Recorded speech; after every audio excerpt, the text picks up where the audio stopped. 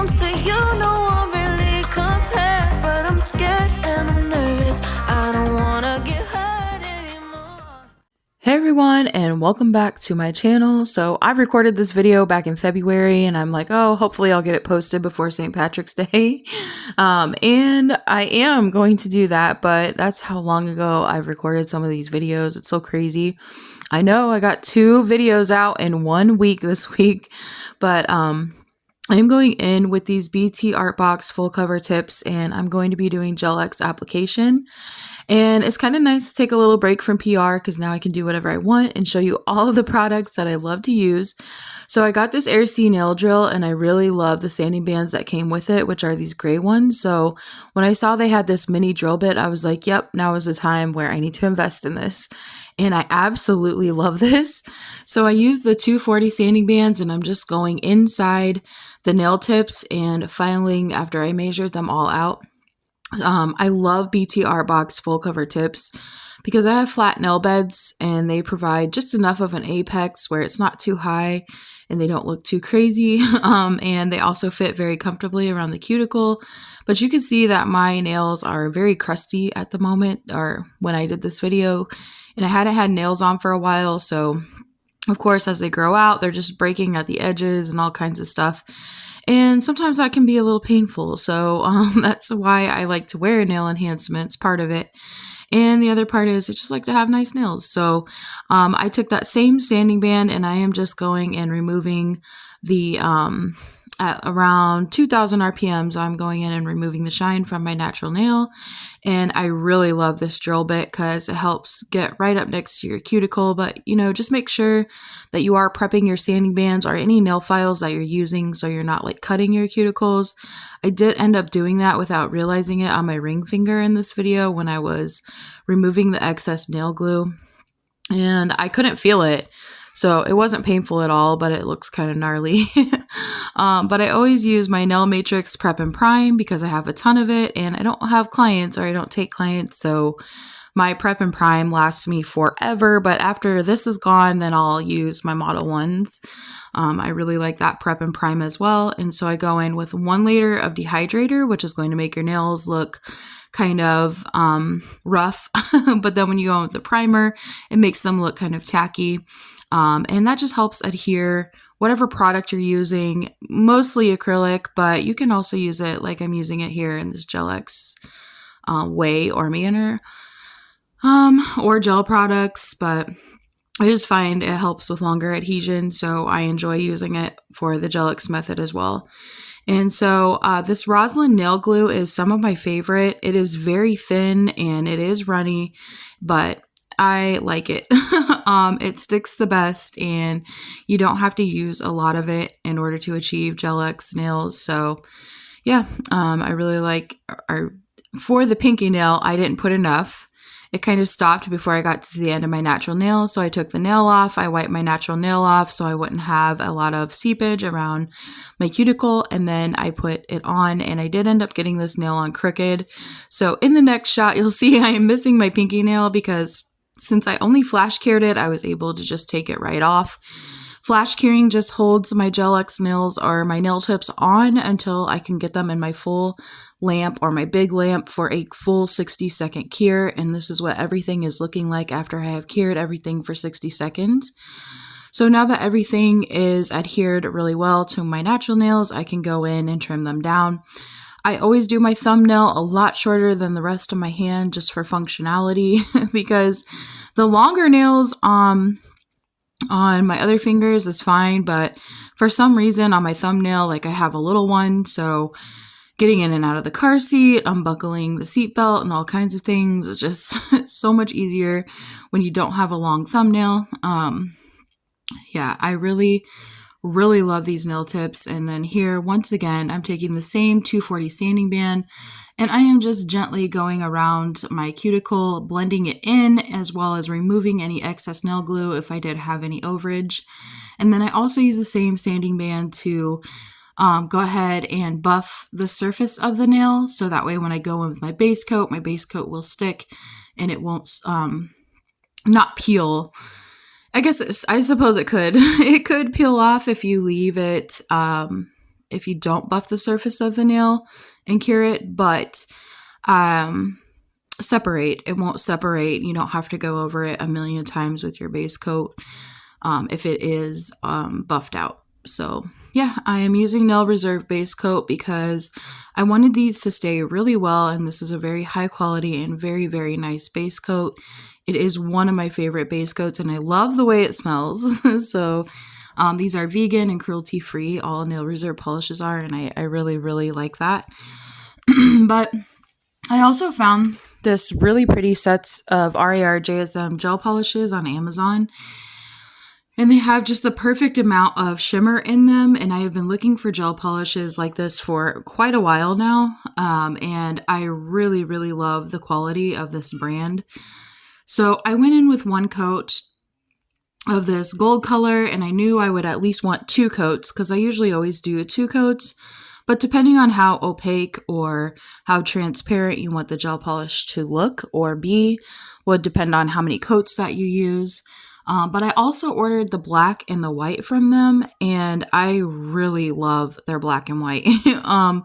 Just the consistency overall of these gel polish or of this brand is just so amazing, and they're affordable, so I had to do it. I ended up liking those nudes so much that I had to just go ahead and order the black and white. And I have tried the black for nail art, and I really enjoy it for nail art as well. So highly, highly recommend this brand of nail polishes. But I also don't like to do a lot of cleanup. So as you can see, this is what it looks like after 2 coats. And so I always try to carefully apply my gel polish because, like I said, I do not like it to run back in the cuticle.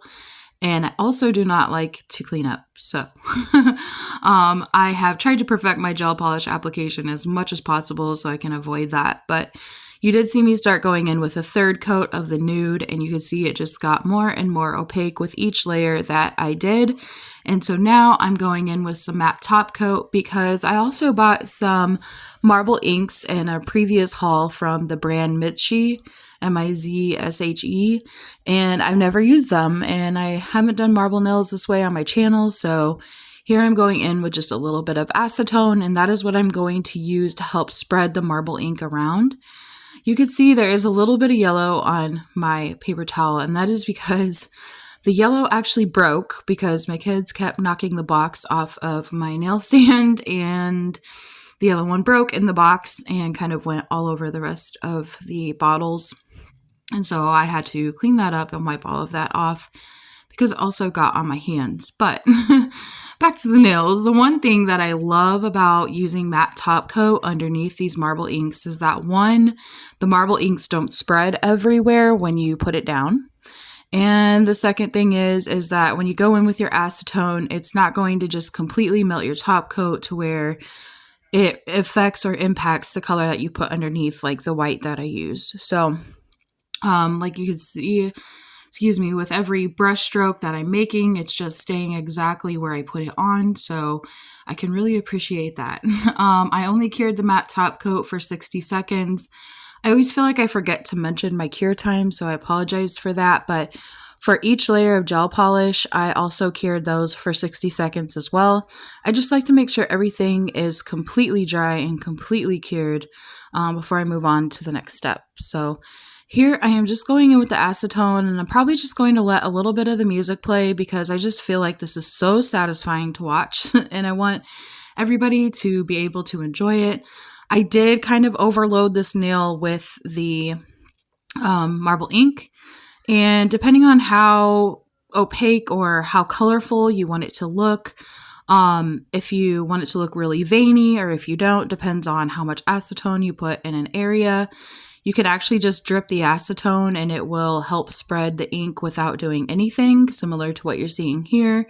You can, I also kind of drag the brush a little bit, and I did try to go in different directions so that it wouldn't all look the same.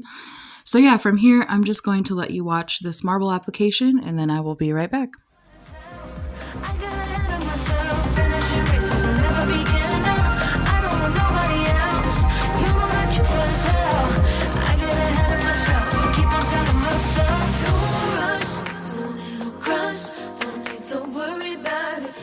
Feel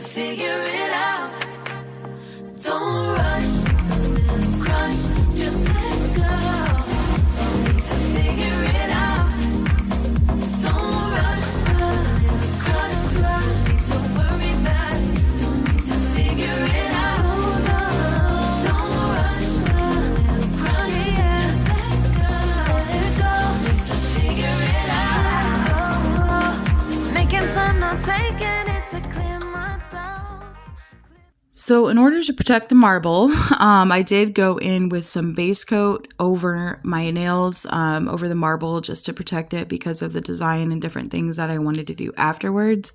And of course, you know, I couldn't just leave it the way it was, but I love the marble so much that I decided to go in and do like this little side swirl, which I have done on a set of nails before when I did sweater nails. So I'll put a picture of that up here. But it was, I really, really love the side swipe for some reason, like the side swipe French. It's just my favorite. I can't explain it, but I am just very, after I did that and I got everything painted on, then I went in with matte top coat again, and then I went in with the marble and spread it around and so on and so forth. It was just kind of the same steps over and over again, so I didn't show everything, but then I go in with my bling. And after watching Lisette Cruz, like she's always using these chains all the time, and I got these beautiful chains off of TEMU, and I was like, you know what, let me incorporate some chains in this nail design because they are just so pretty. And I just, one thing I will say is that these are long and they were very heavy. They were very, very heavy with all of the stuff that I put on them. But this chain was a little tricky because it wasn't just like one, excuse me, they have like those little gold pieces throughout the chain. And I wanted to make sure that those were even. And like this one was in the middle and it wasn't looking too crazy at the top. And so it wasn't quite long enough to fit around the entire nail. So you'll see here in a minute, I get out these emerald rhinestones that I've had for quite a while now. And I finish off the chain or connect the chain with those rhinestones, and it just turned out really cute. But then I end up doing a lot more. So I'm just going to let you watch this bling application. There really isn't too much to explain. I'm using Makartt rhinestone glue. And then when I feel like I am good or everything looks good and I have it the way that I want it, then I go ahead and cure everything in my full nail lamp for a full 60 seconds. So that way my bling isn't sliding around while I'm trying to go in with different applications of bling.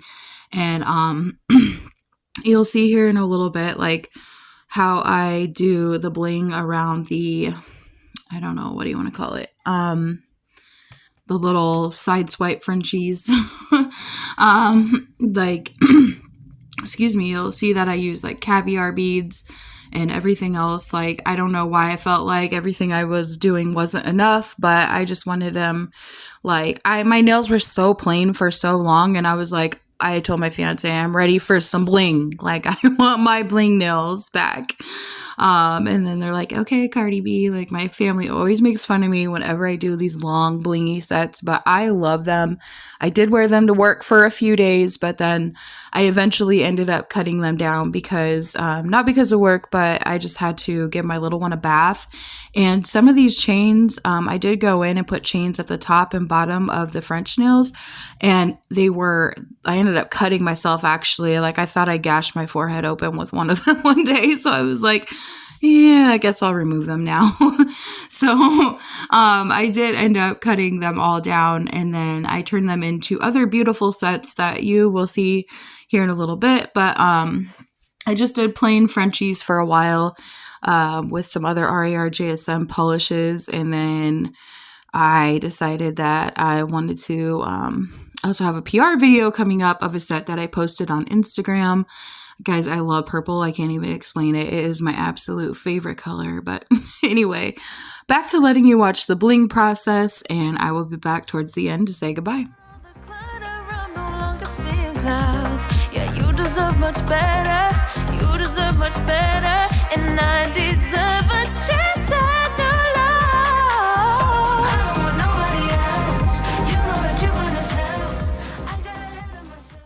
I actually wanted to pop back in just for a moment here because what I do with my caviar beads is I take a little bit of rhinestone glue or base coat, rhinestone glue or top coat, since it's no wipe, and then I mix my caviar beads in it so that way when I cure my rhinestones and with my caviar beads, then they're really secure. It gives them, makes them easier to move around, and they're not slipping and sliding all over the nail when I'm trying to get them in these little grooves and spaces. So I guess I'll go ahead and close out the video while I'm here. So of course, I want to thank everyone so much for being the best part of my channel. And once I'm done applying the bling, you will get to see some of these or what these nails look like outside. Oh my gosh, I just absolutely love them. But like I said, they were really heavy. But I could not get enough of them, and everybody loved them at work and everywhere I went. I got so many compliments on these. So yes, thank you all so much for watching, and I go in with my top coat when I'm happy, and then I cure that for 2 minutes. I always cure my top coat for 2 minutes just to make sure that it is well cured and everything is secure. And I can't even explain, like I said, how much I love these. So I hope you guys enjoyed today's video and today's set. If you have any questions or anything, leave it down below in the comments, and I will try to link everything in the description box as well. And again, thank you all so much for being the best part of my channel, and I will see you in my next video.